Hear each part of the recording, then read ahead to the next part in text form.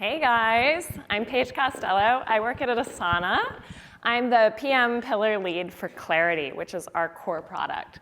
So today I'm going to talk to you about something that surprised me. I joined in July, and I knew I would find an awesome mission. I knew I would find a customer-centric product culture.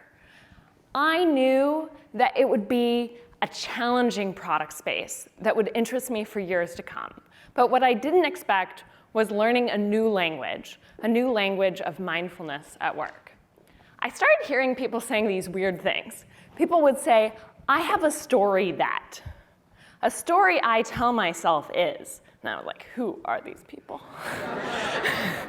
It's like, okay, this is weird. And then I started to listen. And what I heard was people were expressing to me an interpretation, an opinion, and trying to give daylight between what they were seeing and what the camera would record. Facts versus stories. They told me that they were holding their opinions lightly, and I could come and I could challenge them and we could have a conversation. I also started hearing them saying, I'm feeling below the line, or I read that update and it put me below the line, or that candidate, great growth mindset, above the line, all the way. And I was like, oh, what's this? What's that? They taught me. They taught me about this practice of locating yourself. And they said, at the beginning of your meetings, throughout your day, when you're in the airport, whenever, ask yourself, where am I? It's a practice of taking stock, of noticing. At any time, you're either above the line or you're below the line. Right now, all of us are above the line or we're below the line. If we're above the line, we're open, we're curious, and we're committed to learning. If we're below the line, we're committed to being right. This is a fun place to be sometimes. This is where you want to win. This is where you're a little more likely to be defensive, and you're more likely to be closed. Being open and curious puts you in a place of playfulness, curiosity, and innovation. Being below the line means you're a little resistant. There's more threat. Good things happen when no one has all the answers. Organizations and product leaders that are committed to learning instead of being right get there faster and have more fun. One of the outcomes of being a committed to learning culture means that we're more problem-centric than solution-centric. I have a question. Where are you spending the most time? Prioritizing problems, defining problems, designing your solutions, building your solutions, betaing, launching. Most teams spend their time designing solutions and building solutions. You spend most of your time building and talking about the features. Great teams focus on the problems. They really focus on starting with the problem and prioritizing those before they get started, before they have any conversations about who's building what and when.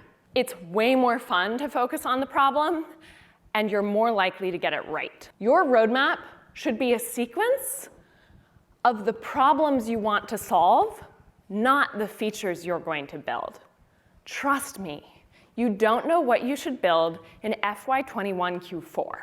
You just don't. Don't promise the feature, and when someone comes and asks you to build a feature for them, back it up. Ask what the problem is, agree on the problem, and agree on the success metrics for how you'll know you solved that problem before you get started. Because that solution is only one way to solve the problem, and it might not be the best way. Starting with your success metrics when you're working on defining the problem will make sure you're not teaching to the test. Some people build the feature and then sit down and say, how will we know if this is successful? That's not why you started. Start with a problem. Another side effect of being focused on learning and not having all the answers is you're going to be more trusting and distribute decision-making. Distributing decision-making means there's going to be less bottlenecking and less territorial behavior in your teams. What the hell is this? This is a map of all the AORs in Asana. Asana has this practice of thinking about areas of responsibility. Every team, every person, everything that's a domain that you want to know about when you're starting to do work and you say, I want to know who to talk to about this, or I believe we should do this, is documented here and you can search. Legitimately, everything from data and data model decisions. Which engineer is in charge of making our data model decisions? Who's the PM who has the most intel here? What's our framework and tooling look like? And employee onboarding has an AOR. So we're really explicit about setting up role clarity so that you can find and decide more across the organization in a distributed fashion instead of creating bottlenecks and centralizing decision making. I didn't make this graphic, but it's very expressive. So what's important here is understanding that AORs are a way to distribute and clarify roles and enable teams to do more with less so that your VP isn't the one who has the answers. They're not the right person to make a call on how your data is structured and what the right strategic outcomes are for your business there. They probably don't have the most knowledge, and that may need to be passed on.